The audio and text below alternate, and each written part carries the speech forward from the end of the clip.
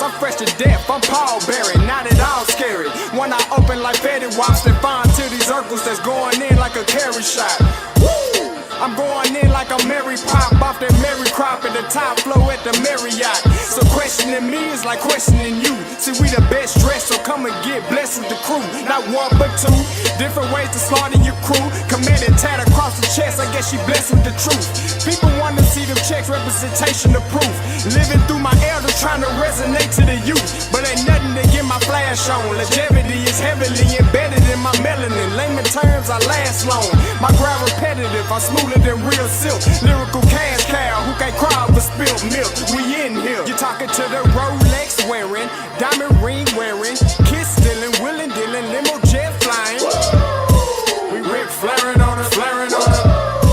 We Rick flaring on us, flaring on us. You talking to the Rolex wearing, diamond ring wearing, kiss stealing, willing dealing, limo jet flying. We Rick flaring on us, flaring on us. We Rick flaring on us, flaring on us. This ain't no normal situation, this preparation with greatness. Industry full of fakeness, it's really up for the taking. See, life is what happened to you, more so how you take it. Don't get stripped of your knowledge and mentally leave you naked. I like to live otherwise. I'm sorry that I'm fresh to death. I put the polo and apologize. See, Black Sun, we ain't nothing like the mother guys. Quit to socialize, we organize, then we mobilize. Off the deep end like a scuba diver. And no confusion, just keep it pushing like Uber drivers. Woo! Business fresh just like a supervisor in a Gucci visor. Can't find a smoother rhymer. You're talking to the Rolex wearing, diamond ring wearing, kiss stealing, willing dealing, limo jet flying.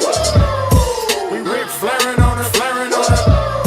We Rick flaring on us. You talking to the Rolex wearing, diamond ring wearing, kiss stealing, willing dealing, limo jet flying. We Rick flaring on us, flaring on us. We Rick flaring on us, flaring on us. Yeah, DQ baby. Shout out that boy Nigga for that fire track. Hey, Black Sun, sun up. What's up, Vinny Vegas? What in Vegas? Yeah. Shout out Pharaoh's Kids, D-Phase, yeah, Bubba C, yeah, Rick flaring on them, Rick flaring on them, Rick flaring on them, Rick flaring son up. Hey, yo, Scotty, you going crazy for this one. We see what you're doing, we salute you. Hey, let's get it started. It's Backpack Capital One. What's in your wallet? Got a call from my man A. Scott. I said I got it. Love that you highlighting all of these black colleges. Try to pay me for doing this. Look, bruh, if you don't get off my line with that foolishness, voice of the swag, pull up where you at, no cap. If the Brody is speaking the soft facts, my advice, tune in to every show. Captain Petty, but we know that the sergeants are with the smoke. Speculate, just tell me what is we doing. Get into it, okay, look, I'ma say this and keep it moving. My boy Scotty, man, he off of the leash. Black grad, paying college, I'm glad that he called me. Walk it, cause we all been taught that talk is cheap. Even primetime knows Scott for the HBCU streets.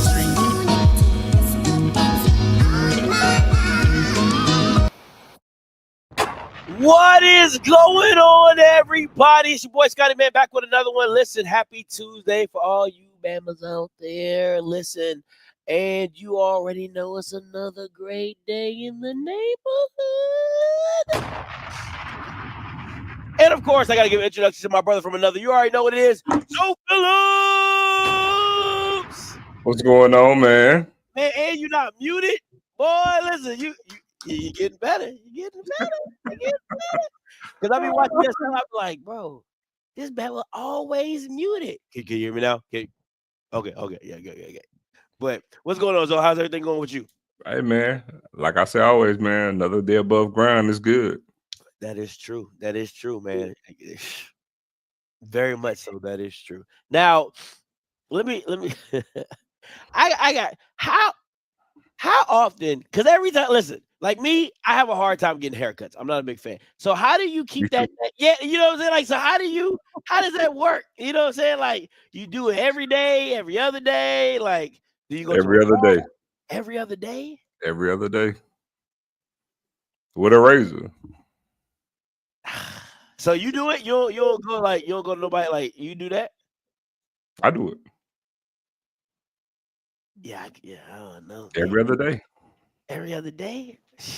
Yeah, because I'm about to say I don't never. What's crazy is I spend more money now than I did when I was getting a haircut. Really? Mm-hmm. True How story. so? Man, it's a lot of maintenance to be bald because you got to think about it. Like when you get a haircut, you know, the moment your hair is cut, your hair is growing. You know, like what I used to do is I would get a haircut one week, I just get a line, then I go back and get a haircut, right?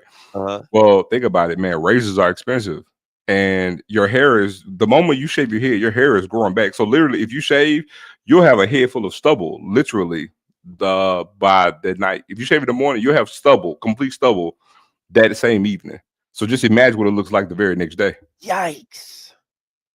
And so, like, man, when you talk about man shaving cream or shaving gel, oiling it, shaving it. Because it's consistently multiple times during the week. Oh man, that's crazy. You know what? I just thought like it's just like a kind of, you know, like a I wish. Now you know what? I'm actually mad at God. See, you know, the Lord giveth, the Lord taketh away. He took my hair away, but the problem is he didn't take all of it. I'm like, man, I wish none of my hair would grow. You know what I'm saying? I ain't got shave. Yeah. That would be the other, but it don't work that way, right? So. My sunroof open. If I grow it out, my sunroof is open real good. But you know, y'all don't feel it. I'm like, dog, like for real, it's like because your joke always like every dog. It's not one time when you be like, oh man, I gotta shave. That joke is always crispy. So I'm like, how does that? Because I'd be like, man, I gotta get a haircut, and I don't feel like getting a haircut. Well, hey, actually, I work. See, the thing is, I wear a hat every day. So the thing is, when it ain't, the hat is on. Oh man, that's fair. Okay, all right.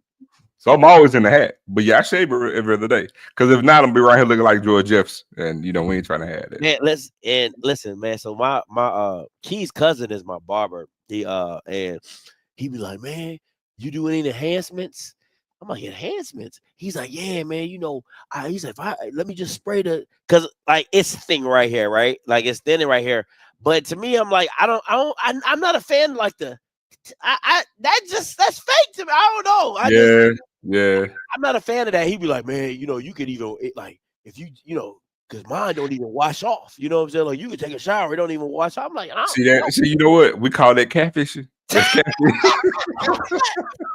So true story. So like you know, I just cut my beard off. So actually, man, about 3 years ago, I actually called myself trying it in my beard one time, right? Because I had got gray. No, I did it one time, and like the moment I did, I regretted it. Because man, your hair feels fake. It's stiff. It feels fake. Like it don't even feel like you got facial hair anymore. It feels something different. I was like, nah, I'll never do that again. I rinsed it out. And I was like, nah. So even dye, like people who dye their hair just naturally. I don't see how guys do it because man, your hair feels fake. He always. I mean, every time I sit in the chair, you try, you know, I'm telling you, Scotty, your lineup be crispy. I'm like, but it'll be fake. Like that's a fake crispy lineup. Maybe it's just me. You know what I'm saying? He's like, all right, that Jake look like Jalen Rose. I'm like, Jalen Rose Jake is real. That's him.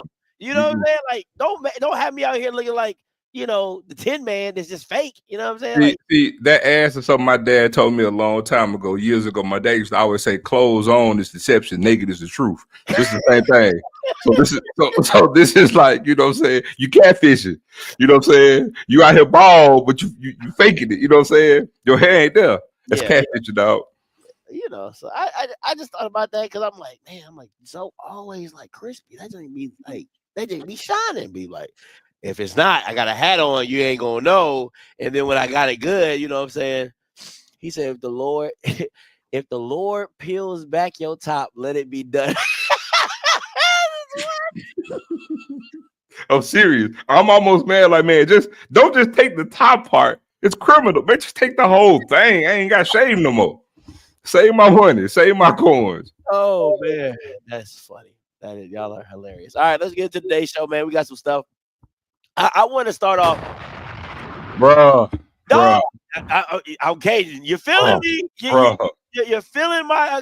Listen, are the All-Star games dead and gone? And I want to talk about, the two big ones that we all know, the NFL and the NBA. Now, so overall, my thing is, has the money infiltrated the sport so much that, I mean, God, like, you Bamas can't even play a hard-nosed All-Star game? I don't even think it's the money. I think the money is kind of just like an easy, low-hanging fruit scapegoat. I don't think it's the money, man. I just think, man, it came down to, it kind of ties into everything within the landscape of the sport. Even like with load management and everything else. It's not just the money. It's just, man, the love of the game, the love of competition, and just want to do it. You know what I'm saying? I just, even when you think about the NFL, I'm sorry, the NBA All-Star game, right?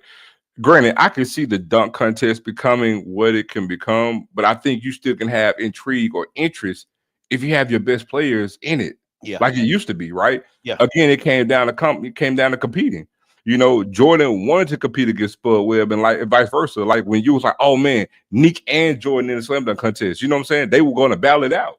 In the 3-point contest, you had Craig Hodges wanting to go against Larry Bird, and you wanted like another form of competition. These guys are competitive now in that same space.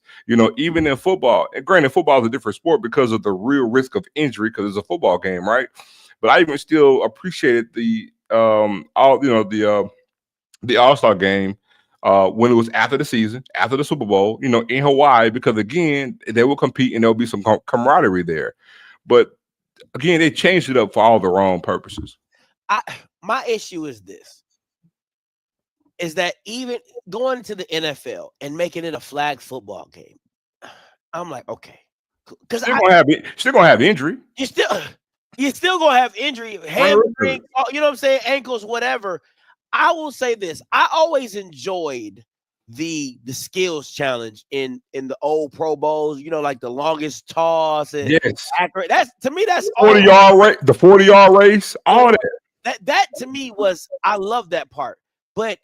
The thing that's so funny to me is when people talk about All-Star games, they always talk about Sean Taylor's hit against the punter, right? Like that just of how serious he took the game of football and playing it at a hard level. And even granted, back when Michael was in the All-Star game and they went at it and Kobe, it just doesn't have, dog. I remember like me and my guys, we would like All-Star weekend for NBA was like legit. You watched the dunk contest, you watched the 3-point contest, and you watched the All-Star game. And it was like you just sat there and was like, but this dog, I can't tell you what days they come on.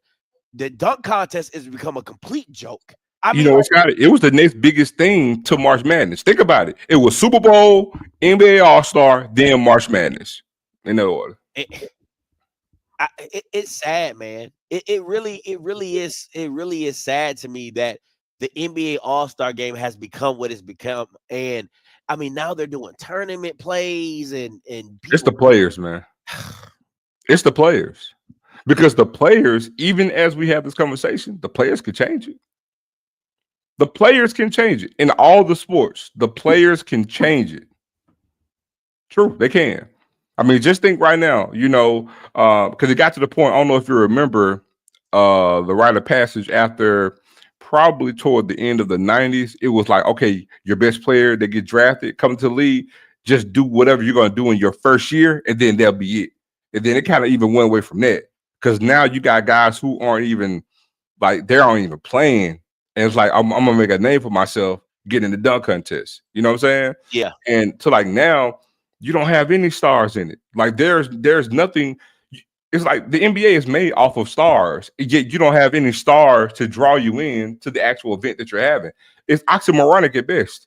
And what's crazy to me is how the 3-point contest has somewhat overshadowed the dunk contest and just in skills. And it had never been like that. Like, I still remember me and my homeboy watching Vince Carter, and he comes up to the screen and he goes like this, like that.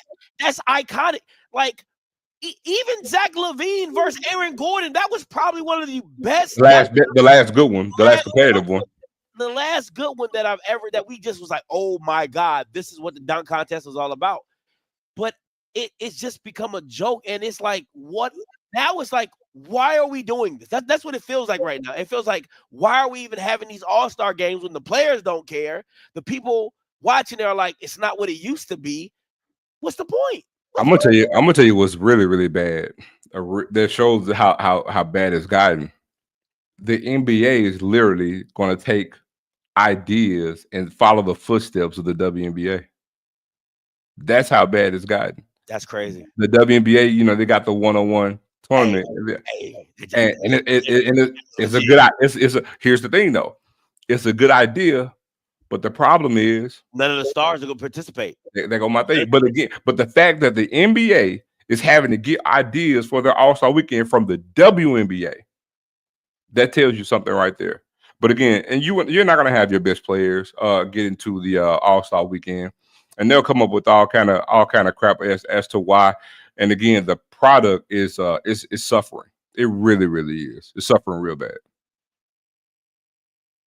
Yeah, Unrivaled. I do like Unrivaled. It is really good. That's Unrivaled, not WNBA. It's pretty much WNBA, but it's Unrivaled. Yeah, we know. We get you. The best dunk contest was Dominique versus Jordan, and the All-Star game has become unwatchable for several years now. Absolutely correct. I mean, literally, it was getting to the point.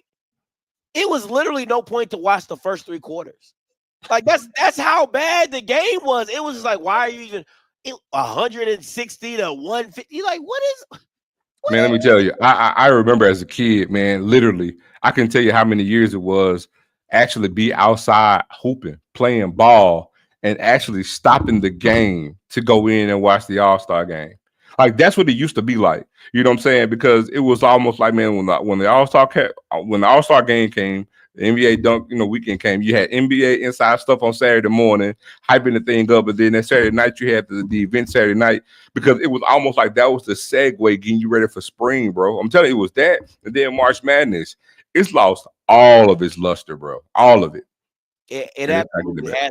And I even miss the jerseys. Like, I don't like this East and West. I used to love when they used to bring their NBA jerseys. Everybody wore their jerseys. Yep. In the All-Star game. Like, that, man, it just ain't, it's just not the same. And at the end of the day, I think it has to get to the point to where you start looking at it and say, are All-Star games even worth it anymore? Like, you just vote for an All-Star. You vote for the All-Star, hey, this is the All-Star, whatever, but is the game actually worth it? I don't know, but I heard people talk about doing horse. I'm like, what the fuck what are we doing? Playing 21. What is it? Knockout? You gonna play? I wouldn't be mad at knockout. I really wouldn't be mad at some knockout. I ain't gonna hold you. I wouldn't be mad at knockout. But but they've done horse before. I mean, but they had NBA players play. I remember Larry Bird doing it. They played horse before. But the thing is, who did I say? Larry Bird. Yeah. Your stars have to be invested. Remember, the NBA is the NBA over every other sport. They promote their stars. Point blank, period. It's how the NBA grew and became what it was. The NFL, you got the helmet on. It's all about the team. NBA is about individual stars. Yeah. Well, if your stars aren't promoting everything or part of everything, it's diluting the value of it. It's diminishing the value of it. So again, they can sit here and come up with that whole thing about being one-on-one. I mean, you had the NBA game even back then. Remember Larry versus Jordan? Jordan versus Bird. I mean, you had those games. I mean, everything grew off the sweat equity of the stars in the 80s and the 90s. And now this whole new millennium type deal, the stars are doing less and less. And guess what? It's ruining the product. It's diminishing the value of the product. I think, and I know, of course, NBA owners, they don't, I mean, NBA owners and players, they don't care what we got to say. But I really think the owners are going to make a shift. I think the NBA is going to try to become more of an NBA owner. I think the NBA is going to try to grab a model from the NFL. They're going to try. They're going to try to, because at the end of the day, the only way I can make you get up if I mess with your pockets, right? So the guaranteed contracts, they gotta go. Like, you know, like you gotta start, because to me, at the end of the day, I don't care what nobody says, bro. You're playing basketball. You're getting paid millions of dollars to play a sport. Look, I'm in a minority here. Like, I hate load management. I have a very valuable reason as to why I hate it. But the game has lost its luster, and that's one reason too. But at the end of the day, man, it's the players, and it pains me to say it, but if they keep the same model and the same system as it's set up, it's going to diminish. It will. It definitely will, and I think it is going to take. To me, the biggest blemish on LeBron's career is that he never did the dunk contest. That, to me, that has to be one of the biggest blemishes on his career. That you are essentially, you know, some people have you number 1, some people have you number 2, some people have you number 3, but you're you're on the Mount Rushmore of basketball, and everybody that you've been chasing, Kobe and Jordan, have done the dunk contest, but you. That, to me, that's a blemish. I can kind of see that, but the reason why I don't hold it against him, I think that LeBron made a conscious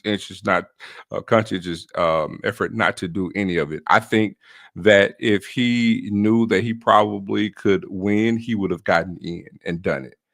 I think, again, like, he never got in 3-point contest. I just think if he knew he had more, or be more apropos to actually win, I think he probably would have got into it. And I think that's why he never did it. I think it, and because remember, any failure that he's had in his career is all in the team construct. This is the individual thing, and again, he has the brightest light of any player ever in the league outside of Michael Jordan, right? And so anything that's going to diminish his light, I don't think he's going to be a part of it.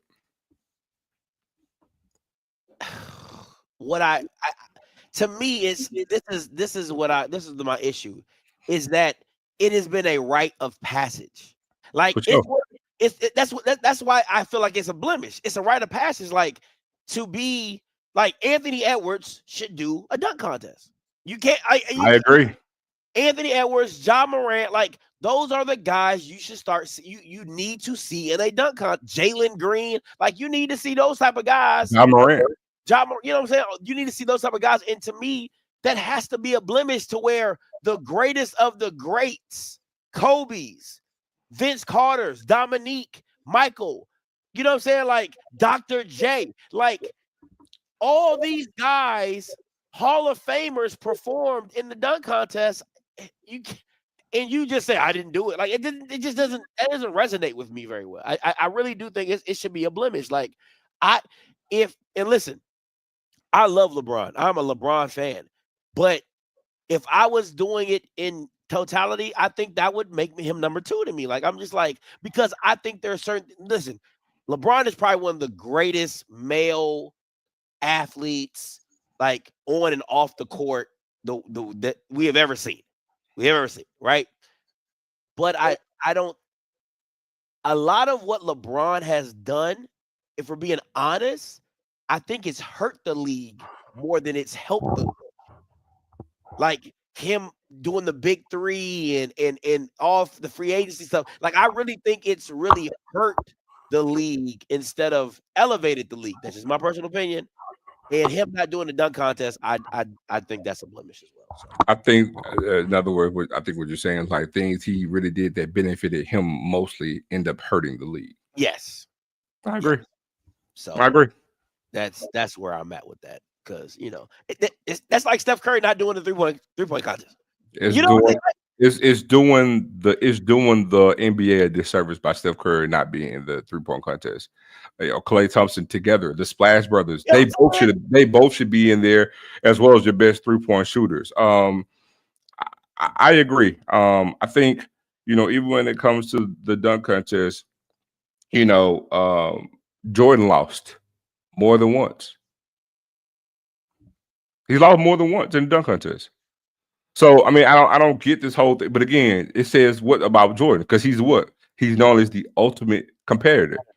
He gambles and he bets on everything, but he loves to compete. And it's not taught. It's in everything. You know, I'm actually shocked he wasn't in more 3-point contests, to be honest with you. But I feel like this may sound crazy. I think LeBron should have gotten to a 3-point contest. I'm just saying. I feel like your stars. It's All-Star Weekend. Your stars need to all be in everything. The 3-point contest, slam dunk contest, skills challenge, all of it.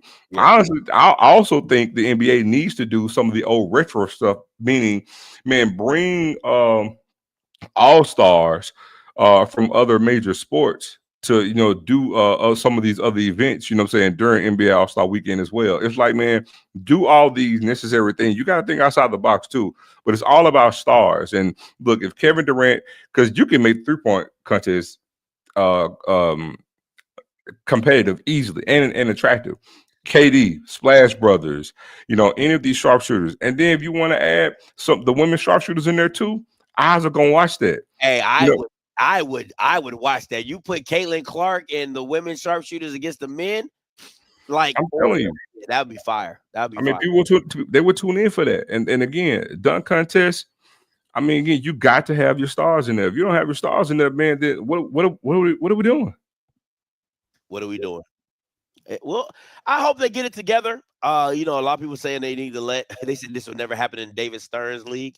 And I believe it wouldn't. I really that's look at that last comment. That's another thing they need to bring back. The Superstars on ABC. Yeah. That was I don't know if you know what that is. That was a dope thing. So, man, like they used to have some track stars and NFL players and NBA players like competing like in certain events. So like, they used to have, the world's fastest man now on the track and field, but like in the major sports, they would do a 40 and race against each other. They would do stuff like that back in ABC back in the day. They need to bring stuff like that back. Like, and like, even for example, like NFL's fastest man during, in the Pro Bowl, right? Yeah.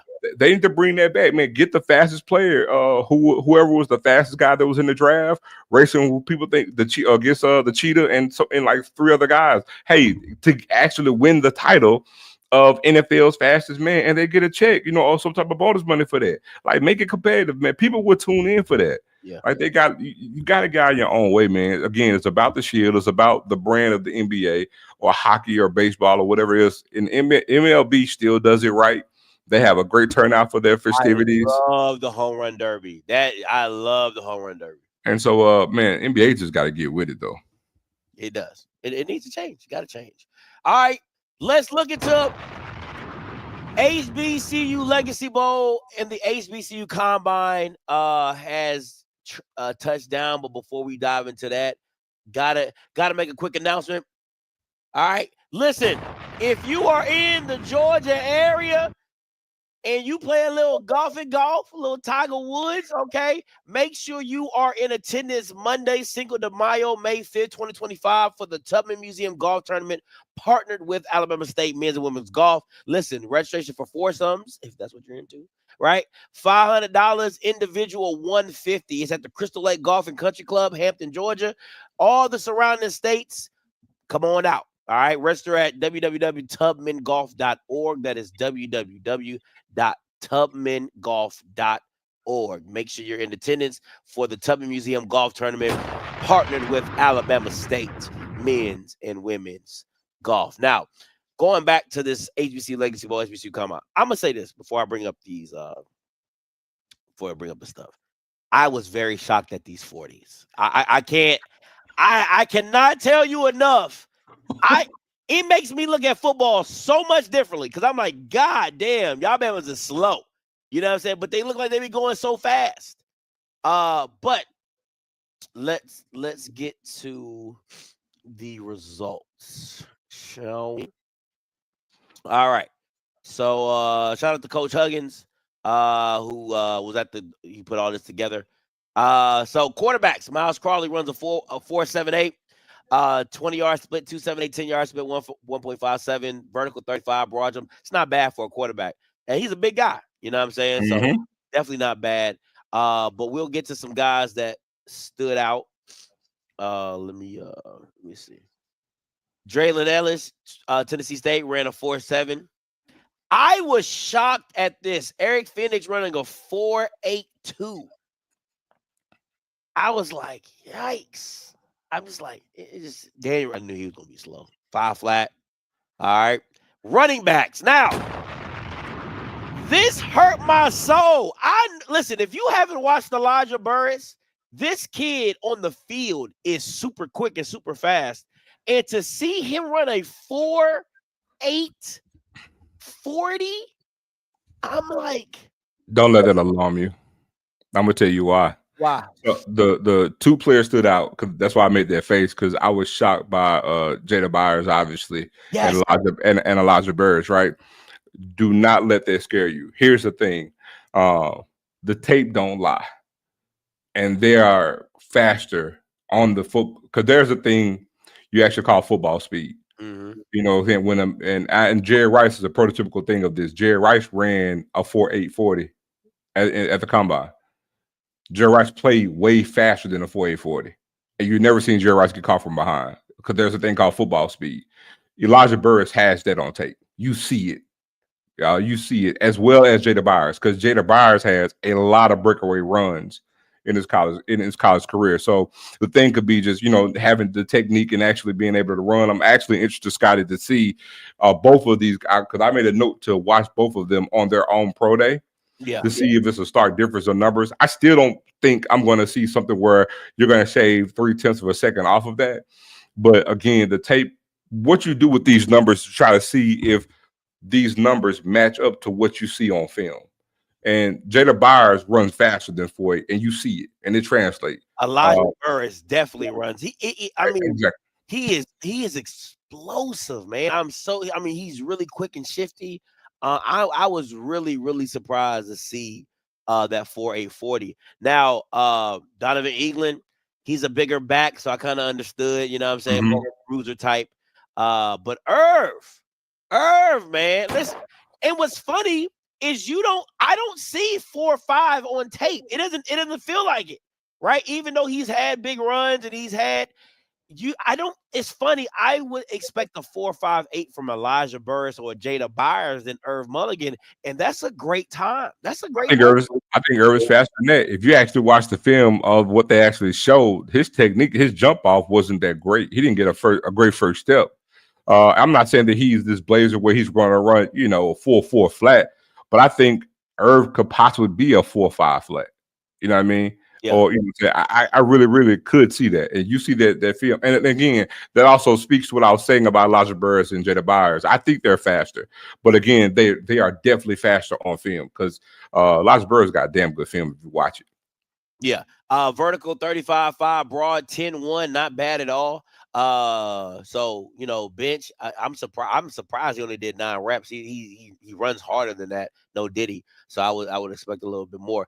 Jaden Sutton, listen, made him some money yesterday. 4.59, 10-foot broad jump, 33.5 vert, 17 reps on the bench. That's not strong. bad. Yeah, not bad at all, man. So definitely a great showing from him. And Jada Byers, man, again, this is what's difficult, because and I keep saying this to people. What happens is either one or two things. You do enough to make people say, I want to go back and watch the film, right? Okay, like Irv running a 4.55, 4.5, whatever it was, right? And you go back and say, do I see that 4.5, or is it there? Whatever. Or you go back and say 4.84. I don't know. I didn't see that on tape. So that makes you a good or a bad thing, right? But these two guys with those 4.84s, man. Well, the other thing too, now the 4.84 shocked me, but again, I know what we saw from his production, so I'm like, okay, it wasn't that alarming. Now, what jumped out to me was the vertical and the bench press. That's what stood out to me on Jada Byers. Because if I'm afraid if somebody looks at that, they'll look to probably say maybe he's not as have as much agility as we think he does, because man, that the bench, knowing that he had as many carries as he did and ran as much as he did, to only bench 8 reps in comparison there, you know what I'm saying, is less than Irv, which I'm shocked at Irv's 9 as well, right? Because I feel like any running back, if you're gonna tote that tater, you should, man, your baseline should be 10 for any running back, right? And then you look at his vertical, man, that's 29. Like, that's not jumping really high. No. You know, you figure a baseline when you start to talk about high to being extremely high. As you know, anything over 40 is extremely high. So you expect anything to be about 35. Yeah. I mean, look, I'm 46 years old, and I promise you right now, I can go do a 30-inch vertical. I'm 6'4", and I got a 30 right now, and I ain't jumping like talking about it in years. So that's the thing that alarmed me. But again, I'm gonna stick with the tape because productivity is productivity, bro. We can't dismiss it. But again, that's where having these numbers, because you wanted to see if these numbers translate to what I see on film, we got something. And this is my thing, and this is why I said I felt Jada should have made that jump his senior year. Right, because you were in that D2, and to me, you had accomplished everything you could accomplish in D2. You had accomplished everything. You were the all-time rusher, all this, that. I get that. He should have made the jump to a D1 program to see if that translates, because it's no different. The way people are looking at FCS is no different than how people look at Division II. And you got to be so much better than your competition that it makes me come and get you. And your numbers have to match that. As much as I agree with Zoe with productivity is productivity, the numbers have to make sense of I'm taking a risk on a D2 player. Like Emmanuel Wilson ran a 4.4 coming out of Fort Valley State. And he came out early. He came out as a junior at Fort Valley State. You see what I'm saying? So now, one thing that can help him, I will say this. In the NFL draft, the one position I think that has high value to bet on yourself is running back and O-line. Reason being is because in running back and O-line, or pass rushing. But the reason why I say running back is because if I could just get invited to camp, they're going to give me the ball. It's a handoff. Yeah. If I can show what I got, I'm more apropos to show what I got at the running back position. It's because it's a natural thing. You either got it or you don't. When you talk about receiver, that's a dependent position. You see what I'm saying? I got to be able to get open, but hey, good quarterback, give me the ball, those types of things. Quarterback is a different anomaly in and of itself. But when you talk about running back, if Jada Byers can actually just get it to camp, same thing with O-line, because again, it's let me get my man in front of me. If any O-lineman or any running back can get into camp, if they can really show something, they can stick around, they can get somewhere. So the main thing for Jada Byers is, because again, he's short too. So the main thing for him is going to be, man, let me just get an invite to camp. If I can do that, if they give me enough carries, I can show what I can do. That and pass pro. If I can pass pro and I can show some with me toting that tater, yeah, I can be all right. Told that tater. Oh man! All right, let's get back into it. Gerald Coach Huggins says Herb Mulligan was a standout performer, demonstrated the best combination of speed, explosiveness, and agility, making the top running back performer at the HBCU Combine. Now, listen, this Joe Quinn Davis number nice. Dog. Look, and we'll get into Rob, but Rob and this kid here and Rob McDaniel, man, stole the show for me. 4.44. And a 40-inch vertical. And a 40-inch vertical at 6'4". The kid's 6'4". He's a 6'4" wide receiver, ran a 4.4, had a 40.5-inch vert. Dog, the boy was moving. The broad jumps a little on the light side. You want to be in that 10 area, but not bad, man. Not bad. I mean, 6'4". You know what I'm saying? You can't ask for nothing better than that. Man, listen, it's 10-yard split is a damn good number. I'm not sure if more people actually know what that is, but a 10-yard split is a damn good number. Pretty much working in a phone booth when you talk about running some routes within those 10 yards. And then, like I said, man, his shuttle looks good too. He got solid numbers in all his drills. 3-cone drill is actually good too. So he has a good above average baseline numbers across the board at that height and at that weight. Now the main thing is going to come down to, again, what he did from a productivity standpoint within his stats. Absolutely. But then there's other question mark, because remember, during the season, Walker Harris got hurt at one point. They ran the ball a little bit more than they probably would have liked to. You see what I'm saying? So there are some things with regards to the numbers, but man, his measurables and then what he did with those measurables, man, he helped himself yesterday. Absolutely. I mean, you're talking about a friend. Like, this is what we're talking about when we say Now I gotta go back and look at the tape and see if Yes. that 4-4 translates to the field, right? That's the key. Now, production-wise, it wasn't the greatest, like Joe talked about, because his quarterbacks transition, you got hurt, you know what I'm saying, and they ran the ball a lot with Jamari Taylor. But if this is the type of guy you just got to get to camp. But I would say here's the thing. He made himself valuable. And I'll tell you why.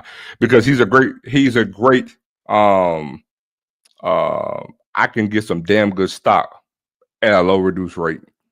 This is a damn good. This is like one of those draft. This is a damn good pickup right now. I'm not saying, hey, what if he? Because what if a guy fall in love with you? If this guy is like a day, you know, saying day 4 pickup, 5th round, 6th round pick, Yeah, you don't want to get drafted in 7th round. You make more money as a free agent. But man, if somebody said if he at their pro day, if he put up good numbers and they see something, bring him in for an interview. It's like, man, we can get this kid in the 5th round. I'm telling you. And that's damn. I don't know if y'all know this. That's still damn good money. Even in the 4th round, a 4th round pick is a mid-round pick. That's a damn good, valuable pick because I can give, for example, like Dak Prescott got drafted in the 4th round. You're still going to sign probably about just over a shade over a $2 million contract over 4 years. I don't think he's draftable because of his production. I'm looking at his numbers right now. This season, 31 receptions, 490 yards, 4 touchdowns, and a 15.8 yard average. Now, let me be very clear.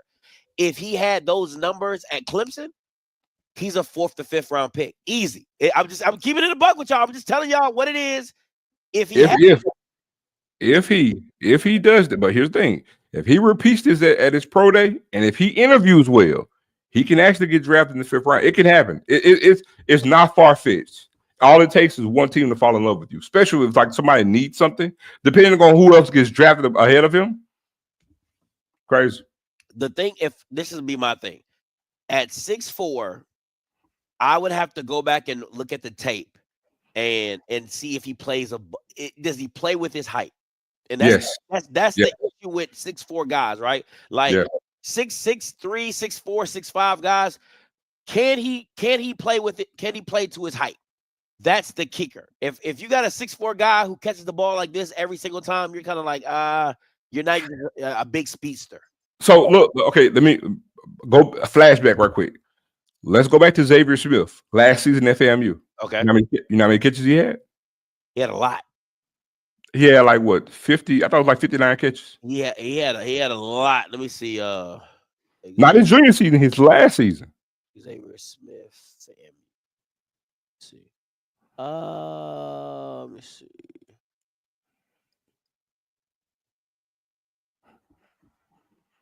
Trying to see stats.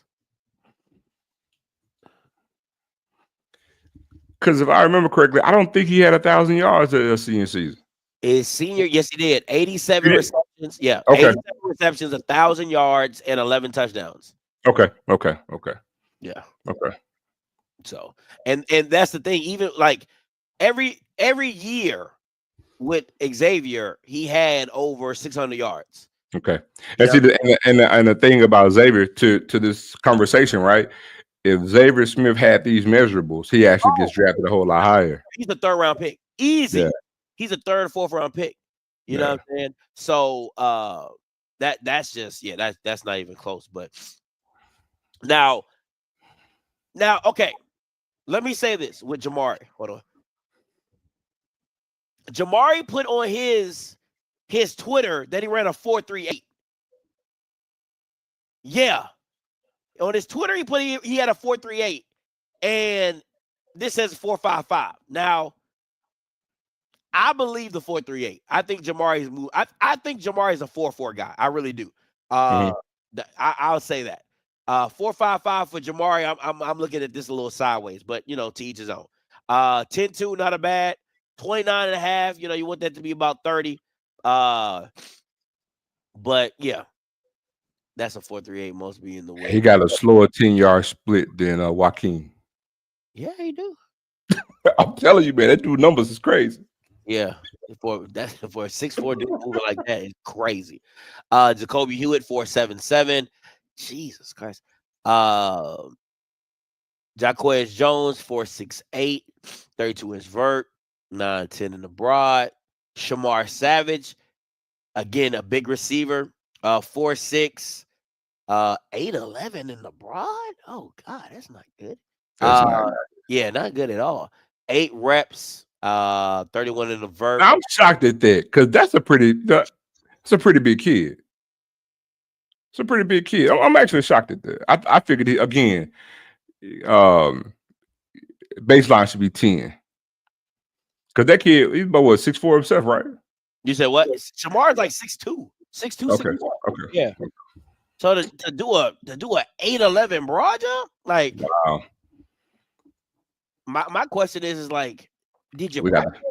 We got the same vertical, man. Trajon Spiller, 4'5'8", not bad. 10'1", 34, not bad. Bench 2 reps. Yo, what are these dudes doing?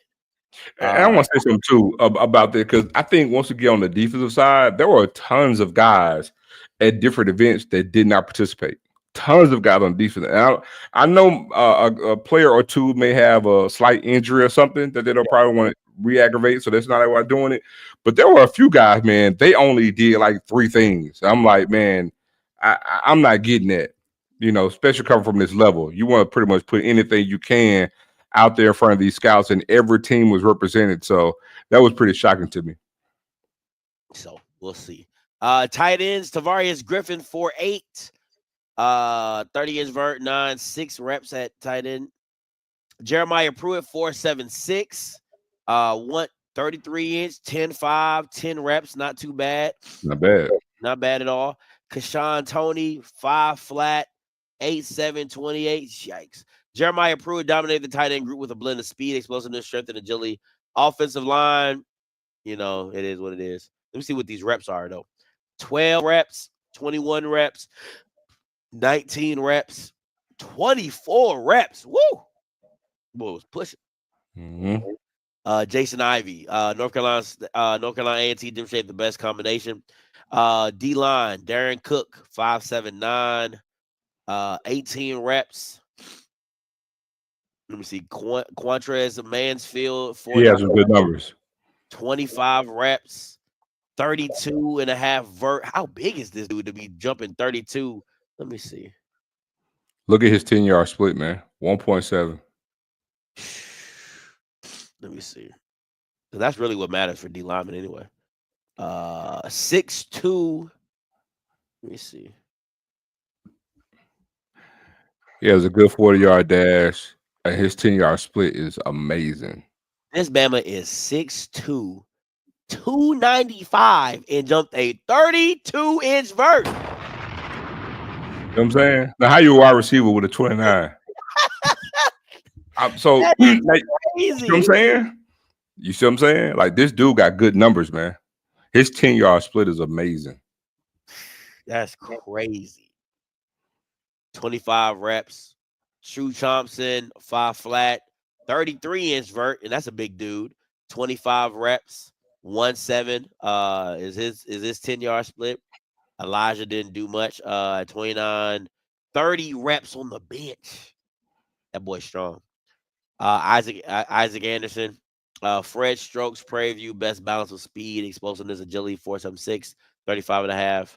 I ain't seen no Fred. Do we see Fred Jones over here? I ain't seen no Fred Jones. Mm-mm. Nah, you must have missed him. All right. Edge, Nana Asante, 4'7", 165 for a 10-yard split. Not bad. 33.5. Not bad as all. Broad jump, 9'11", not bad. 16 reps. Oh, here's Fred Stokes right here. Fred Stokes, 4'7", 1.6 in the 10-yard split. 35.5 for vert. 10.4 in the broad. That's really good. Oh, he's athletic. Yeah, that's ridiculous. Traquan, let me see how big this dude is. No Diddy. Let's see. Fred Stokes. PV. All right, Fred Stokes Jr. 6'6", 265. If I'm an NFL team, I gotta get some weight on this kid. If I can get some weight on this kid, get him to about maybe two. Nah, I mean 265 isn't bad. It depends on how he holds it. But if he's like what I'm envisioning, like Jason Taylor, he needs to get to about 280. yeah, man. But to be moving 4.76 at 6'6", Ain't got no weight on him. 265. That's crazy. Hey.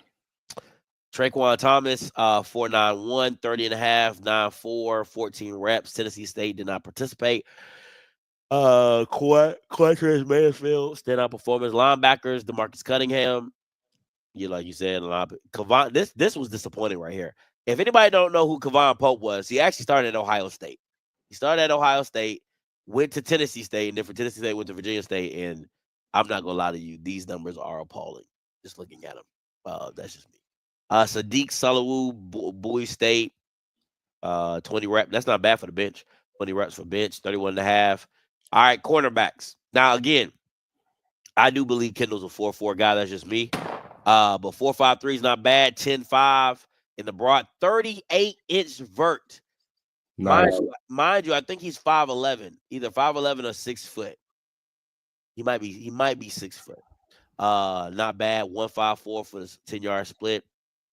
I want people to think about that. Alabama, who was 6'6", 265, was at like a 1.6. That's crazy. Yeah. Kendall's like 6 foot, maybe 150. You know what I'm saying? Like maybe 180. I'm sizing it. Maybe probably like 195, probably like 180, 195, something like that. But I can't even pronounce that first name. That's crazy. I'm just calling that boy Carl. Carl DeSean, 10.4, 30.5. Not bad. 164, 4.8. Carson Hinton, 36.5. Robert Jones Howard, 10.1, 4.42. Teron Mallory, 36 vert. Broad jump could be better. And bench did not participate. Virginia State, 4.63. All right. Kendall, and then safeties, Jamarius Brown, 4.94, 35.5 vert. Robert McDaniel, 4.55, 38.5-inch vert, 10.8 broad, and 14 reps. Yeah, physically, yeah. The thing for me is this. My issue with Robert is like the Jackson State tape is really good. The Alcorn State tape is not that good. That's just me personally. The Jackson State tape is really good because I feel like Jackson used him in a lot of things that he does well. And for me, I think the closer you have this guy to the box, the better he is. The more NFL he is. Like, I like him as a rover. I like him as an outside linebacker, like on third downs. Strong safety. Like, keep this dude around the box. He's legit. He's legit. I'm gonna tell you the thing that's really helping Rob out, believe it or not, is I forget my guy's name from FAMU, the Dallas Cowboys.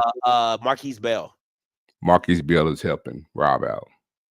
Same type player. I think Rob is just a little bit bigger than what he is, but pretty much doing the same thing. Safety gonna end up moving him to outside linebacker, close to the ball. I think. And he helped himself out, but I think Marquise Bell, and this being a clone to what Bell was, a good tackle for the Cowboys when he was healthy.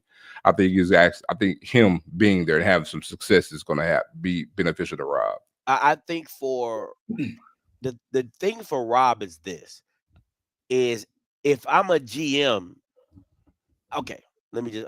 This is going to sound bad. I don't think he's draftable based off of a 1-year tape at Jackson, right? And I think that's why Marquise is gonna be over him because 1, he started at Maryland, and then 2, he had multiple years of high production as a safety. Rob, literally, he had a breakout season this year. He had his breakout season this year, and I don't know if you could take a flyer on a player like that. Like, I wouldn't be surprised if he is a 6th or 7th round pick. That wouldn't surprise me. I just don't really think, like, right here, right now, he's a draftable player. I think it's one of those. He'd probably be the first person you call as an undrafted free agent. I think that would be the route to go. If he would have had 2 years with this type of production, I think he's a 6th-round pick easily. 5th, 6th-round pick easily. I really do. Because if you think about it, even the kid that got drafted, because think about it like this. Jacoby Durant had multiple years as a high caliber player when he got drafted. The kid from Fayetteville State that went to Kansas City had 2 years of high caliber. He had the physical makeup, but he had 2 to 3 years of high caliber play. I think Rob just having that 1 year, it's kind of like, is he a one-hit wonder? Like, you don't really know, because if you go look at the Alcorn tape, the Alcorn tape doesn't match up with the Jackson State tape. It just don't. So well, the main thing I would see was how he was actually utilized. They used him like a good bit at Alcorn, but they pretty much moved him everywhere, and it benefited him. At Jackson State, and obviously it's kind of no brainer in that regard that if he actually would have multiple years, it definitely would have helped him. But it's going to be interesting to see how it goes. I still think Marquise Bell will be over him. I just think in my line of thinking that because Marbell, similar build, similar stature, what I'm saying, same position. I just think because of Marquise Bell having the success that he did, I think it just became another HBCU guy in the same mold. It fits you in that same mind frame, and I think somebody that may be interested to take a foul or at least have their antennas up to get other players in similar, thinking they reach goal like they did with Marquise Bell. Yeah, and again, if anybody don't know, Marquise Bell's an undrafted free agent. You know what I'm saying? And I think what really benefited him was Dan Quinn, because Dan Quinn is used to dealing with tweeners. Like he did it with his D line.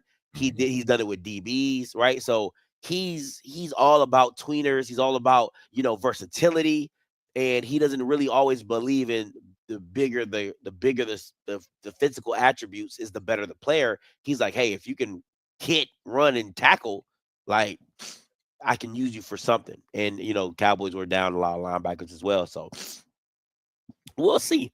Again, when people were getting on me because I kept saying that, FAMU's D-line land, that he wasn't draftable. I'm like, it's certain things, guys. Like, you got to understand, if you're a GM, and this is what I keep trying to explain to people.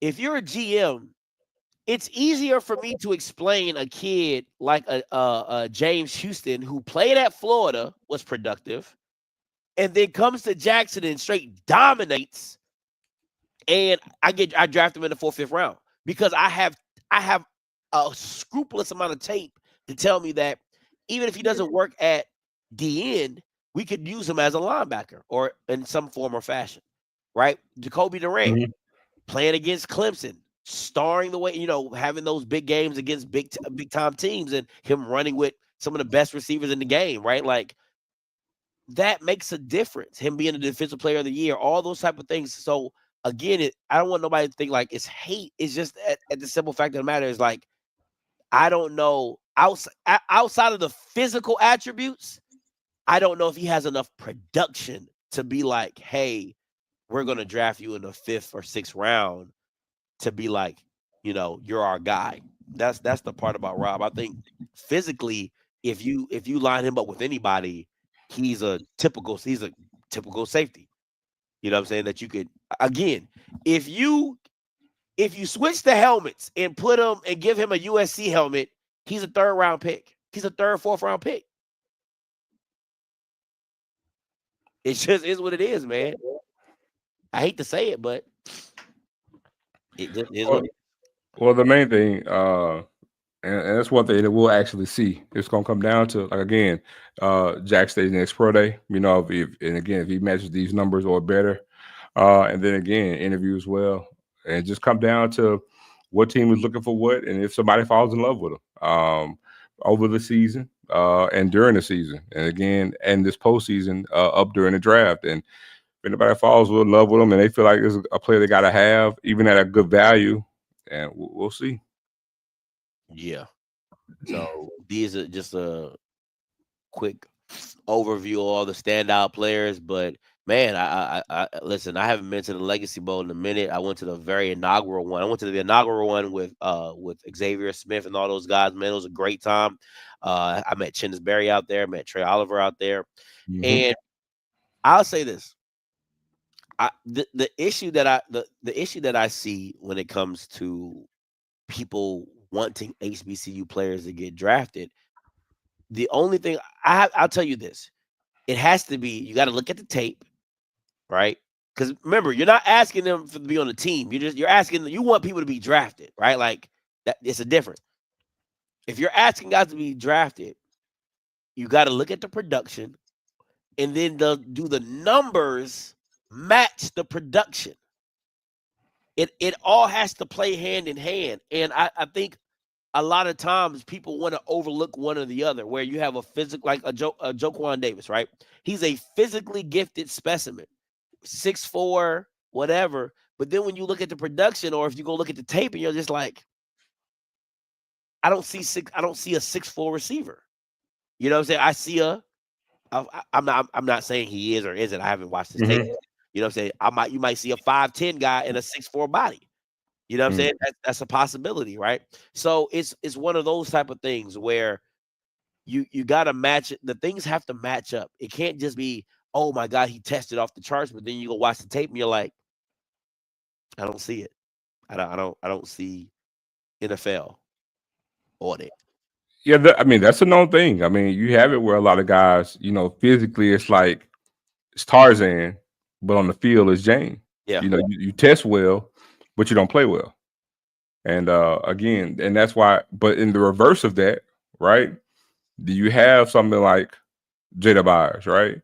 Doesn't test well, but when I watch the film, this dude has amazing productivity, you know what I'm saying, and doing everything we need to see on the field. So that's the, you know what I'm saying, the dichotomy of it, right? You're getting both ends of the spectrum. And so the thing is, and that's why in both instances, it's like, okay, get in the camp, and then now we can fully see it with our own two eyes day to day to see, you know what I'm saying, what they could do under our, vision, under our supervision rather, and then see what it looks like. I disagree with this. Scotty, it's a scheme, nothing more, nothing less. Do they fit our scheme? I don't agree with that, right? Because there's some players that are just good enough that you just say, hey, we'll figure it out. Like, you know what I'm saying? Like, if you got a Jamar Chase and you guys are a run first team, you're like, hey man, listen, we'll figure it out. Because you're just that good. Yep. And I think a lot of times when it comes to HBCU players, it's like, why should I spend draft capital on a flyer of a player when I can get you as an undrafted free agent and not have to answer why you're a bust if you bust? Because because listen, you got to look at it like this. If you're a GM and let's say Zoe is a top corner out of Jackson, and I get him as an undrafted free agent, he comes into camp and he's killing everybody. I look like a genius because I didn't pay this man $50,000, and now he's probably one of our best corners. I just found him. Or would you want to be the GM who uses a 5th round pick on Zoe and he doesn't pan out? And then everybody gonna be like, who uses a 5th round pick to pick a HBCU? You could have got a guy from Georgia. You could have got a. You have to deal with that. Or you invite Zoe in for camp, you pay him the $50,000, and he doesn't do well. Oh well, $50,000. Okay, whatever. Send him on his way, right? So again, you got to look at it in the sense of these guys have their jobs on the line, and they don't want to take flyers on guys that people won't understand why, and they also want to be the smartest person in the room. If I can get a guy who I feel has value as an undrafted free agent, that just makes me look smarter. That's just what it is. Well, look now, a 6'4" cornerback gonna go in the first round now. I'm just saying. You know what I'm saying? So it's what it is. It's the realization of what the NFL is, right? It's really not it. And people say it all the time. It's not really scouting the talent. It's scouting the helmet. And I tell people that all the time. If you take half of the stars in FCS or HBCU and give them a Georgia helmet, give them a Clemson helmet, give them a Miami helmet, they're all draftable players. That's just the respect they have for the competition. Go ahead, Zo. I was going to say, here's the thing: we have to be mindful that it's enough players, on that level to just totally go that route. But I want to let everyone know there's no shame at all at being a 6th-round draft pick or an undrafted free agent. There's no shame in it at all. And I'm gonna be honest, you'd rather be an undrafted free agent than to get drafted in the 7th round. Because you can actually choose where you want to go depending on the offers that you get, and you can make more money, believe it or not, in some instances as a undrafted free agent, and you can't get drafted in the 7th round. Right. Because there are some players who have communication with certain teams because they actually do value you. It's just that they realize they can get you for pennies on a dollar undrafted than they could drafting you, right? Yep. Seriously. And so, Marquise Bell was one of those. Marquise Bell signed a damn good deal to Dallas when he went undrafted. And he chose to go there, and he had some good choices. But I'm certain, being a part of the process too, sometimes after the draft, they'll even communicate as much to that player, that they're interested in them. They'll tell you, that they're actually interested in trying to sign a particular player. Because, for example, I don't remember who it was with Bell, but let's just say it was like 5 teams. Cowboys been coming there and say, look, we know some other teams want you. We're willing to, sweeten up the pot to get you here because we want you here. You know what I'm saying? They'll do that. Yeah. And so it's not frowned upon. Look, there are plenty of guys that went undrafted that made it to the Hall of Fame. Plenty of undrafted guys who signed with a team in their first year and played a great deal and then end up becoming starters in the 2nd year and having damn good long careers. Growing up, my next door neighbor played in the NFL, played 15 years in the league, got drafted late. Fred McAfee, called him Fast Freddy, played with the Saints, played with the Steelers. He was with the Steelers when they beat the Cowboys. And Scotty, look, I got stories I could tell you for days about in the offseason and like serious like NFL life. I got stories I could tell you for days. Yeah. And he had a long career, and he's actually working in the front office with the Saints right now. Oh wow. I'm telling you, don't be frowned upon about players being undrafted. Yeah, I know we want to get them drafted, but the main thing is to get an opportunity, get there, get a position on the team, make their roster, and try to last 4 years. That's the goal. Hey, get vested. If you can get vested, woo-wee. Listen. So, quick story. I was before Key. I was talking to this chick who down in Texas she would lease apartments and like them luxury apartments. And she had an ex-NFL player. He wasn't no star or nothing like that. She said his disability check was like $12,000 a month. That's what he was getting paid for disability. But let me tell you something. Look, quick story. All right, quick story. So, and this had to be like I graduated high school in 96. This is like 97, 98. All right, quick story. Me and Fred McAfee in his driveway, we hooping. We playing one-on-one. We play one-on-one. And play the game, and I beat him for $100. Right? Yeah. And we was about to run to the store. He was gonna pay me. He was gonna get some Gatorade, some drinks and stuff. He was like, well, hold on a minute. I'm waiting. I got a package coming. I'm like, all right. So we sitting there talking shit to each other. Man, next thing I know, I'm finna date myself. Airborne Express pulls up, deliver a package to him. Package is an envelope. And this is during spring break. So it's like either the first week or second week in March, right? Yeah. Around this time.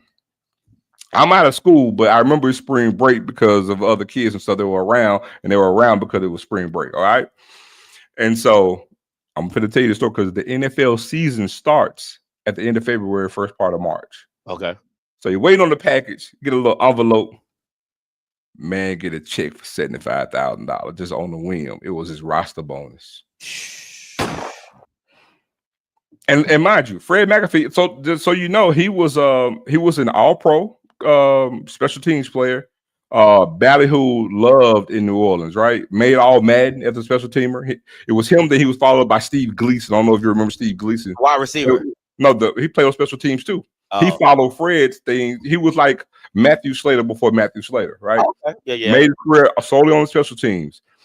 Man, when I tell you, got paid amazingly great just on special teams, like great. So you got the league minimum, which ain't nothing to sneeze at, because every year that raises for you, and then when you become a vet, they have the veterans minimum, and so that ain't no small chump change, dog. But either way, man, look, I got all kind of stuff to tell you about that. But yeah, man, we're sitting there waiting on the roster bonus. I ain't even knew it. Listen, so since we giving football stories, right? So my cousin, she dated Lamont Jordan. He was a former running back of the New York Jets and Oakland Raiders, whatever, right? Yeah. So they he's from Maryland, so she dating Lamont Jordan, and I'm like, we done made it. I'm like, we done made it. My cousin was the kind of cousin where every time she come to a family function, she bring a new dude. And you can't remember the names of the last dude and this dude and everything. Like, hey, this, So when she got Lamont, we made it. We in here, right? Nigga, we made it. Nigga, we made it. So I'm like, hey, let's go. So he had this Harley Davidson truck. Listen, God is my witness. I will put my hand on the Bible. He was like, AB, go clean my truck out. Whatever money you find, you can keep it. I said, oh, okay. I wouldn't think Zoe, it was $100 everywhere. It was 50s, 100s, 20s. I was probably 14, maybe 15 at the time. Boy, you would have thought I came up. My mom was like, you can't keep it. I said, Mom, he just said I can clean the truck and whatever money I find. How she know?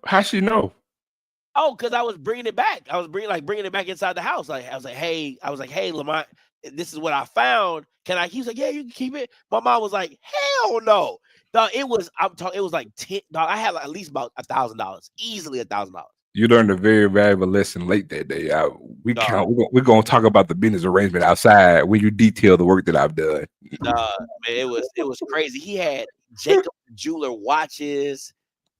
Man, I had never seen that type of money before. You know what I'm saying? Just like in your face, kind of like, you know what I'm saying? Long story short, they did not make it. She got pregnant by another dude while dating Lamont. Ain't that some shit? Fumbled the bag. Oh, fumbled the bag.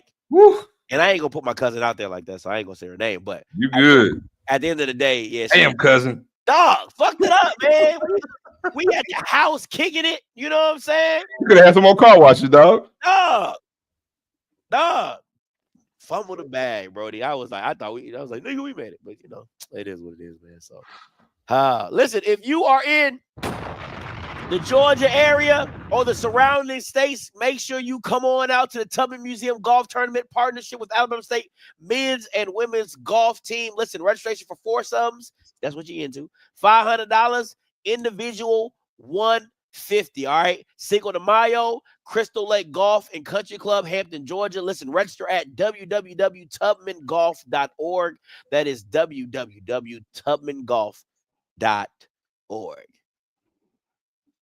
I was just thinking, like, would you think Harriet Tubman played golf? I was just, because I'm looking at his Tubman golf. I'm like, do you think Harriet Tubman would play golf? Oh my God, man. You know what I'm saying? I'm just saying, if she had the opportunity, you think would she play? That's just what I'm saying. You know what? It's funny you even mentioned Harriet Tubman, because literally I went to Memphis Saturday. Yeah. And I came back yesterday, man. On the way back, was on 61, man, and Mika actually mentioned something about one of the doggone stash houses that was, from the Underground Railroad. It's funny you even mentioned that. Oh, really? Mm-hmm. Oh, that's dope. I say stash house, but one of the safe houses. I say stash, one of the safe houses. because you know they had like different things they would put out to warn you, let you know that this is a safe place to, Yeah. you know, keep people. That's cool. Listen, listen. You know, I'm from Maryland, so Maryland is not really like Alabama and Mississippi because y'all are really like socially Black history conscious because of such the racial divides in those states. But listen, for the longest time, I thought the Underground Railroad was literally like the Metro, like, like. I swear to God, dog, for the longest time, I thought you know what I'm saying. I thought the Underground Railroad was literally like a train track underground. You know what I'm saying? Nah, man. Come on, man. I'm just saying. I mean, come on. Based off the name, that's what you're gonna think. Underground Railroad. You know what I'm saying? But then No, they say in Maryland too. Come through. that's Baltimore. That's not. That's Baltimore. That is not Maryland. That's just Baltimore. You know what I'm saying? See what I'm saying? That's what I'm saying. Thank you, Ron Ton. You know what I'm saying? You know what I'm saying? So it's possible. It's possible. All right, let's talk about this Delaware State staff. And they finally, yeah, man. Finally, Jesus Christ, it has been announced. DeSean Jackson has gotten his staff. Defensive coordinator Brandon Blackman and offensive coordinator Nemo Washington are the coordinators in this position. And then let me pull up the other guys because I got the pictures, but is this I had a question about the staff too, because they released everything, but it was one noticeable thing that was missing. What's up? Running back coach. Oh, that's a good point. All right, so let me read you off some of these names, right?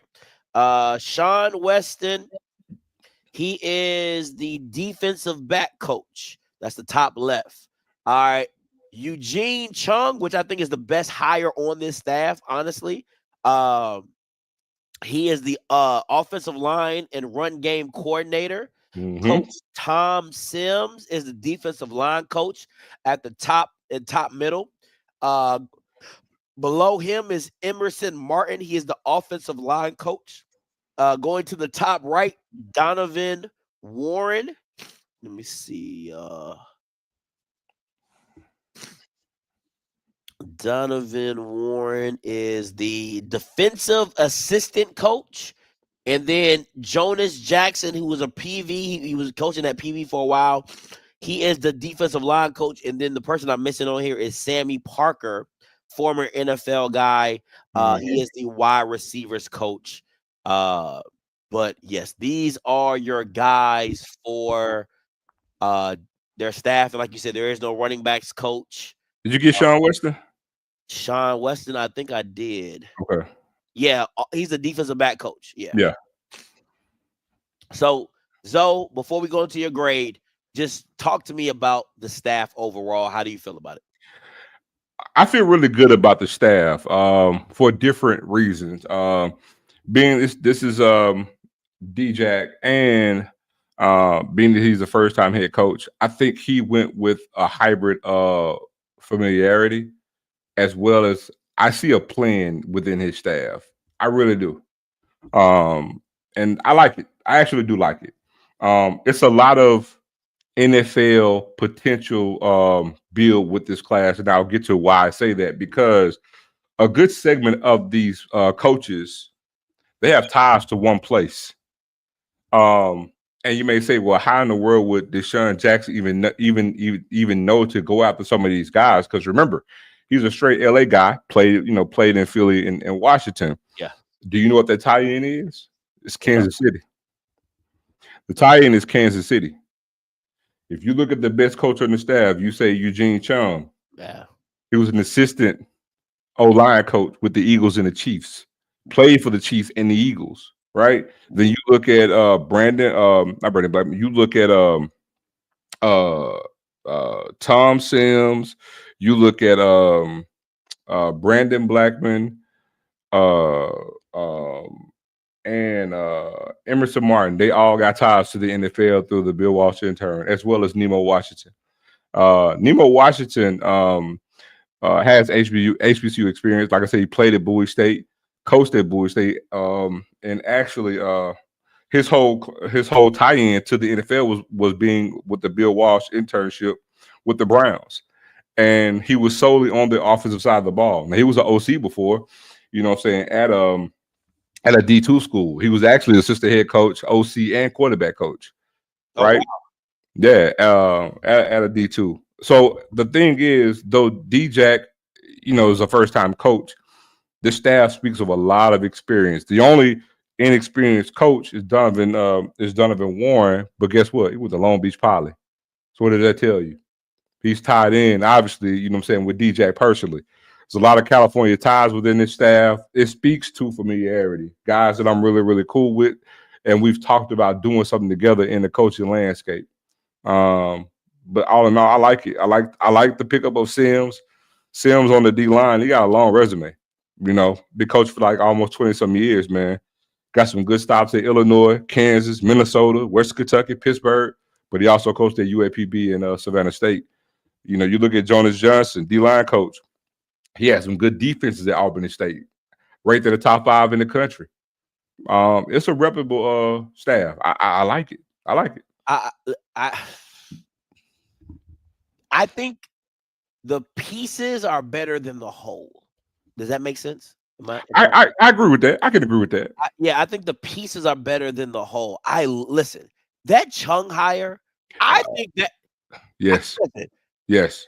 That's a steal. Okay. You're talking about somebody who coached the Eagles O-line with Lane Johnson as a rookie. Like, you're talking about some high level coaching right there. I like Nemo. I like giving a young guy, a young offensive coordinator, you know what I'm saying, the keys to the car. My issue is this Brandon Blackman. Every other assistant, you're kind of like, I can see it. The Sammy Parker, former NFL wide receiver. I like that one. I like that one. You know what I'm saying? Like, I like that type of stuff. This Brandon Blackman as a defensive coordinator, I'm like, you couldn't find nobody. Like, he's never been a DC. He's been a wide receivers coach. He's been a DB coach. You know, like, it's nothing has stuck with him. Like, and just being like, I granted, is there some things to probably where, and you know, though he couldn't afford the guy that he probably really wanted to go get, but for the budget, I don't know what budget they got, but for whatever, he got some solid guys for the budget he was able to get. That he was able, you know what I'm saying? So I got to give him credit for that. Going to the grade, you gave it a B+.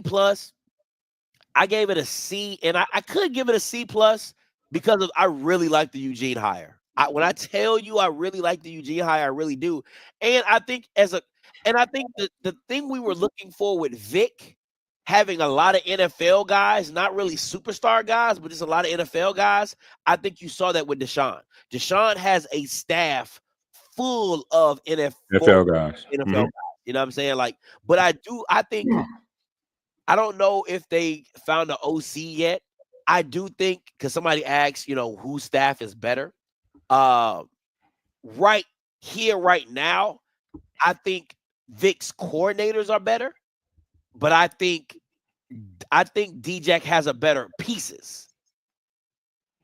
If that makes sense. I can see that, and honestly, I can't even dispute that, right? I just see it differently, but I can't argue against it. You know what I'm saying?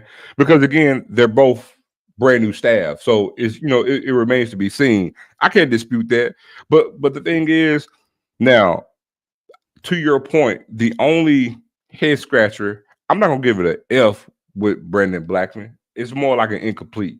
But everything else, because I'm with you. Yeah. I'm with you. That was the one kind of question mark, and that's the only one for me.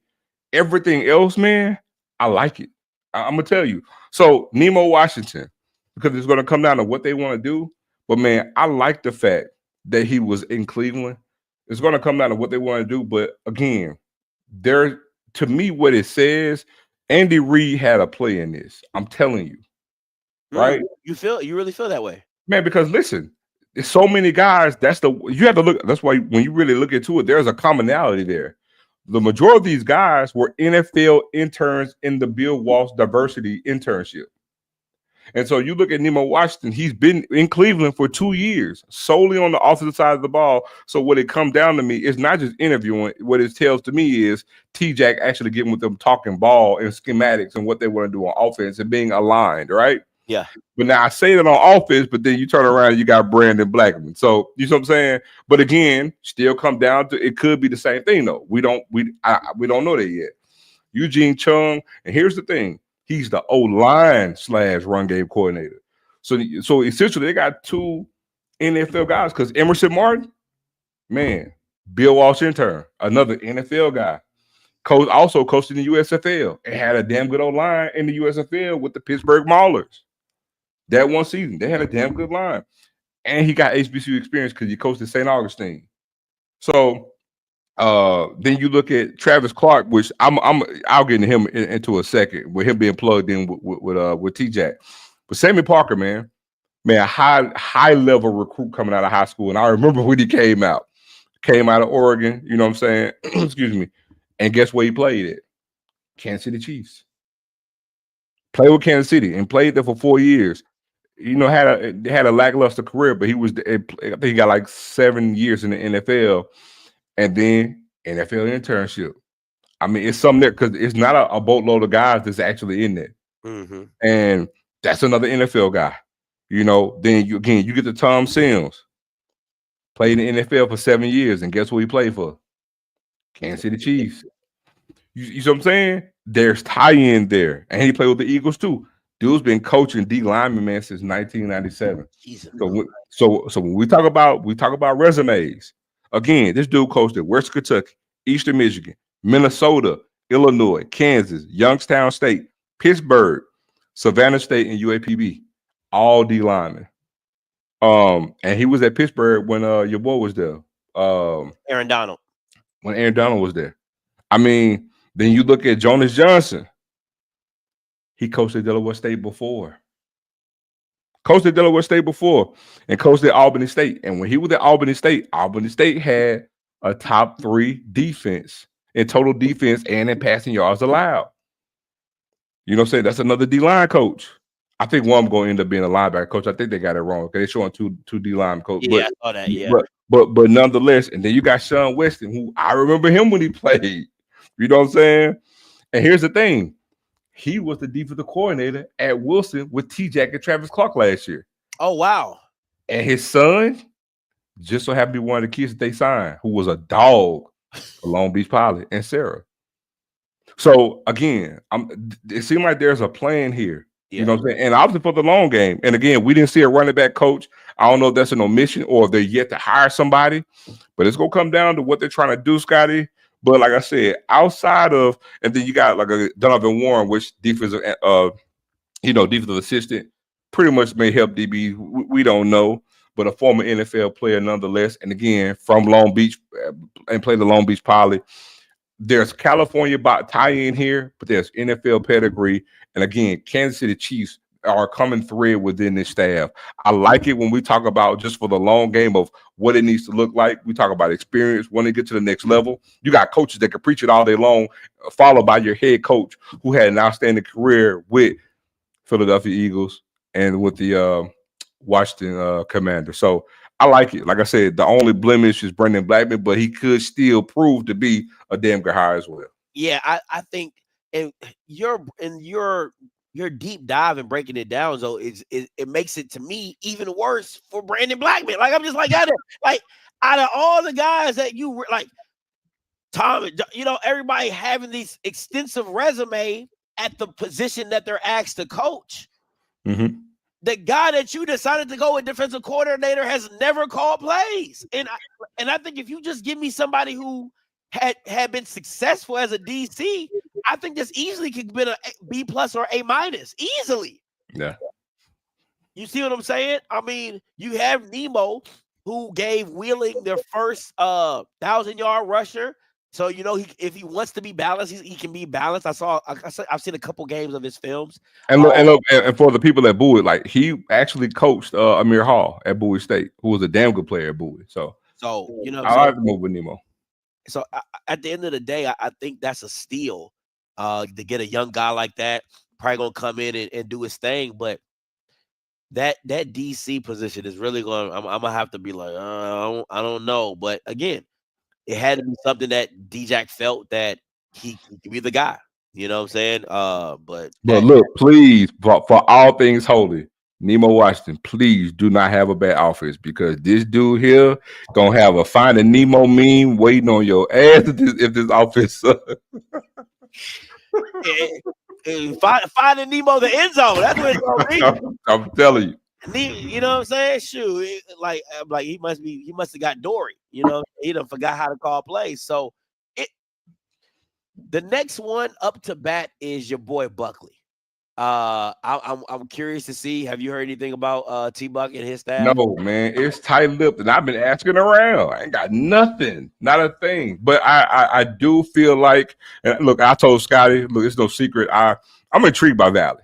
For the first time in my life, I truly am intrigued about Valley and what they're doing. I like the hire of Terrell Buckley, and I listening to him talk, and even the fact, like I mentioned to Scotty, he himself mentioned about bringing on Mario Edwards Sr., and I'm like, that's an outstanding move. I just got a feeling, man, again, with the resources, we don't know how many guys he's going to be able to actually get, but maybe they may have come up with a way to maybe offset some of the costs to bring some guys in. But I just got a really funny inclination he's going to put a good staff together. I'm liking what I'm seeing in these new hires and how they're putting their staffs together, the Vics, the D-Jacks. It's going to come down to recruiting and what that looks like. I know you saw what Delaware State was on, trying to get the recruiting going in the right direction. I'm curious to see what T-Buck. I'm really curious to see what that OC and DC looks like for T-Buck and who he decides to roll with, and some of the positional guys that he could possibly bring on staff. But listen, man, this is like random. It's not random, but I'm going left field. Mm-hmm. It's something about Tremaine at Prairie View. So I heard him speak. He was at the National Coalition Conference of Minority Football Coaches. He was in there and he was speaking, and he just has a presence about him as a coach. And he talked about how he said Prairie View is a 21 and up team. He said, we live in the portal. He was honest with it. He said, we live in the portal. He said, because at the end of the day, and I love this analogy. He said, it's too many times that we as people want the perfect picture, the white picket fence, the 2.5 kids, the marriage and the wife and the big house. He said, but nobody wants to talk about divorce. Nobody wants to talk about the bad stuff that happens. He's saying that's what happens to kids in the portal, right? Every kid in the portal is not the worst thing in the world. It's not because they have this stigma if you go to multiple teams. And he's like, listen, we feel we're capable enough to bring those kids in and love on them and bring them up to a standard of what we're trying to play at Prairie View. And I granted, I know a lot of people want high school guys, but I like owning it. Just listen, if you're a portal team, own it. Own it. You know what I'm saying? And I like that about Tremaine. Tremaine is one of those kind of coaches where he reminds me a lot of DeSean. And what I mean by that is I'm unapologetically going to tell you what it is. Now you can get with it or not, but I'm gonna tell you what it is. And he understands by what he's saying is I got to live up to what I'm talking about. But at the same time, it's like, bro, like it's not too many, black head coaches taking D2 teams to national championships. Right. So listen, he also said to me when I met him, he said, man, my media members came up to me and said, man, I don't know what it is about you, coach. Scotty ain't never said nothing nice about Prairie View in all the years. He said in all the years that he been doing this show, he ain't never said nothing about Prairie View that's nice. I said, yeah. So now y'all. It's tough. I told Coach straight up. I said, listen, Coach. I said, I'm rooting for you. I'm not really rooting for PV, but I'm rooting for you. You know what I'm saying? It's just, and so he laughed at it and stuff like that. But side note is just I'm really excited about this upcoming season in the I am too. because of A lot of storylines. It's a lot of storylines, and it's just a lot of quality coaches. It is. I think the SWAC have upgraded on the coaching bar. I really do. I think the hire is going to bring more quality to within the SWAC. And I too want to see what T-Jack does at Prairie View. I'm interested. Like I said, he's going to sling the ball all over the lot. Interested to see what that's going to look like. The SWAC has always been known as a pass-happy league, you know what I'm saying? But we really haven't had great quarterback play outside of Shador, and then prior to that, Tavares. But when you have good quarterback play, it does make it exciting, and we need to see good quality football. And I'm interested to see if we can actually have that by multiple teams, because let's be honest, you talk about from the advent of the SWAC championship game, typically the best team in each division made it to the championship game. But man, what does it look like for your second and third place team? You want those teams to have good records, right? Or the top 4 teams in each division to have good records. And you know how you get that? By having success out of conference. And you want to see that because it makes for better, more interesting regular season, because now even more games matter. We'll be talking about even more games outside of the names that you know.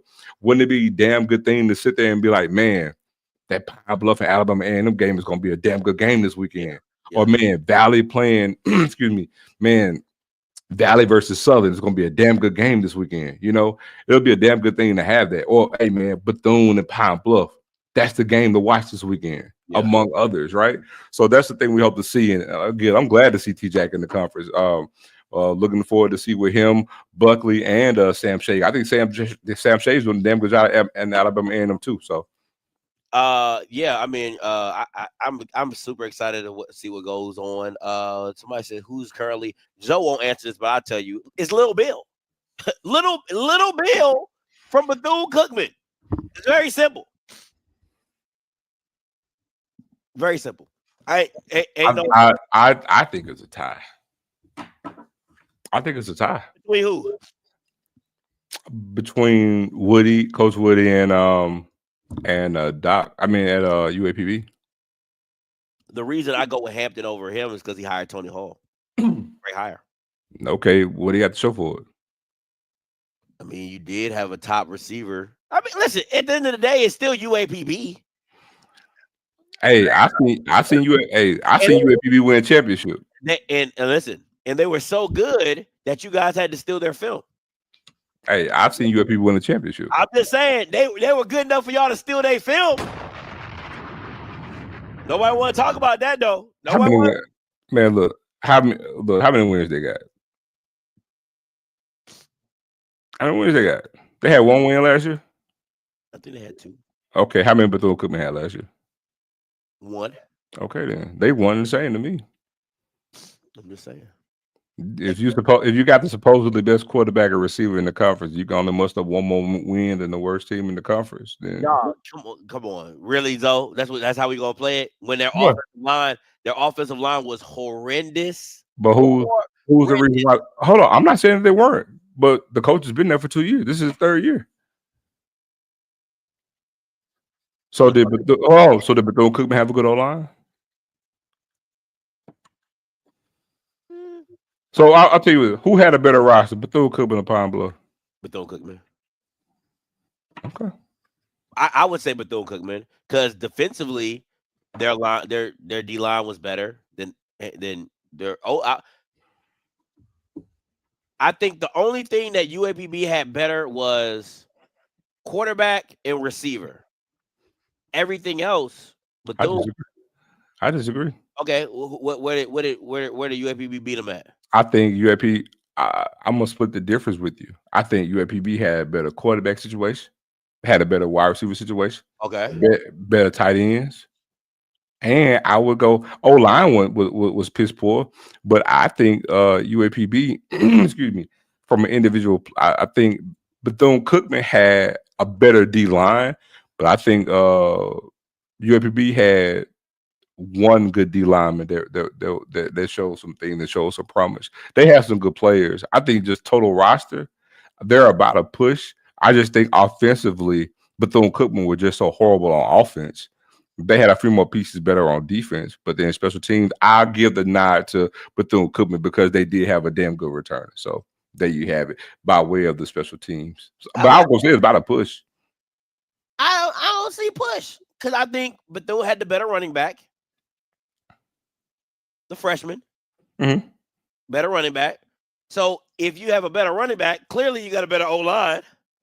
Yeah, they had the better line. Oh, But now, statistically, who had the worst defense? I don't know who had the worst defense. Bethune. Yeah, that safeties were bad, bro. That secondary was horrendous. Bethune gave up more points per game than Pine Bluff. I'm telling you, winning one more game. This is my okay. I think, and I'm gonna say this, and we're gonna get up out here. What's the better job, Bethune or UAPB? Oh, come on, man! You look, this NCAA, they got on location alone. Okay, then. Come on, man. But I'm saying though, so like, if but that's all they got is location, facilities, UAPB.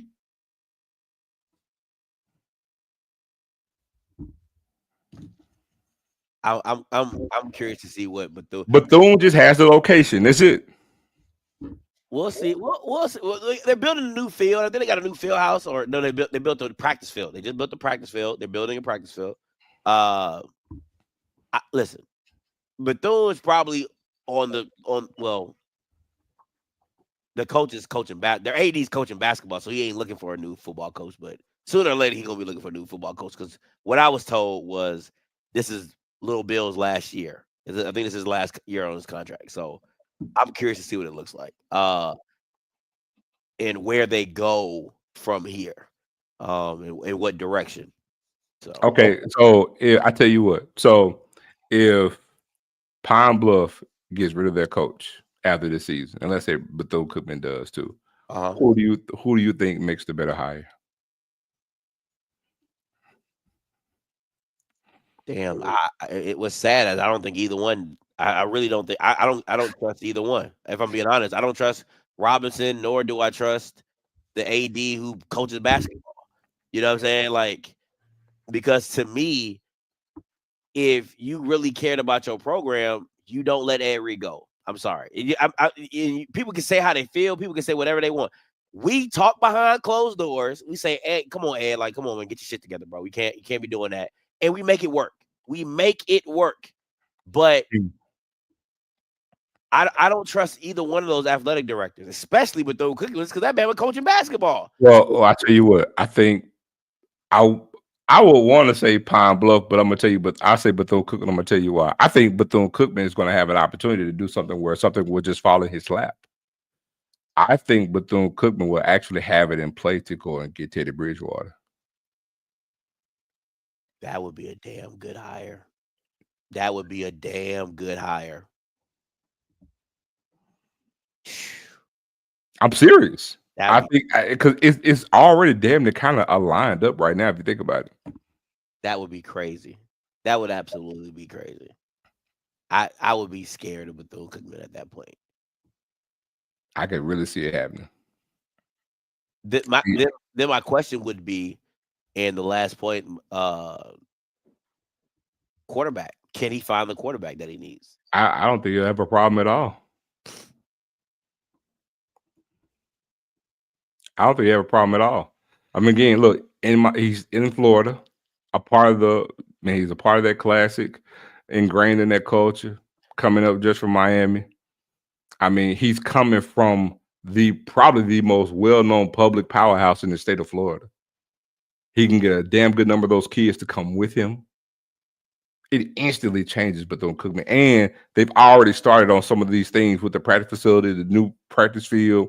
He can actually spur up to get some other things locally. Yeah. I mean, it's a damn good segue, and it's right for the picking. I hope the AD, I hope he can make that move. I really hope he can pull that off, because that'd be great for Bethune. The issue to me is that, okay, if you let Hampton go at UAPB, who do you give that job to? Now, from what I was told, there was a white Bama who was like a D2 crazy coach that they didn't want to give the job to. He was a D2 national coach, or went to the playoffs and all that, and they didn't want to give him the job. which I don't understand. Like, it is what it is. So we'll see. We'll see what that looks like going forward. But so tell everybody where they can catch you at, my guy. Hey man, y'all can check me out tonight, man. 9:30 Zone Coverage Podcast. Come holler at your boy. What you talking about tonight? We're gonna jump back into the Legacy Bowl. Talk about the upcoming game this week since practice actually starts today. Get into obviously, the HBCU combine. Jump into the results over the weekend. Swag MEAC, where everybody's standing at. Some softball news. Alabama State just announced some their staff, some new pieces, retained pretty much everything. Then go over to Delaware State coach staff a little bit more too. Yeah, I didn't know Alabama State had fired that many people. I thought they just let go. I'm looking at. I'm like, goddamn, how many people they fire? I was like, no, some of those guys were just retained. They just announced them over again. Oh, okay. I would be like, I'm like, damn. What is going on here? But all right, guys, listen, we appreciate your time as always. Listen, until next time, you know what I'm gonna do. I'm gonna holler. God bless.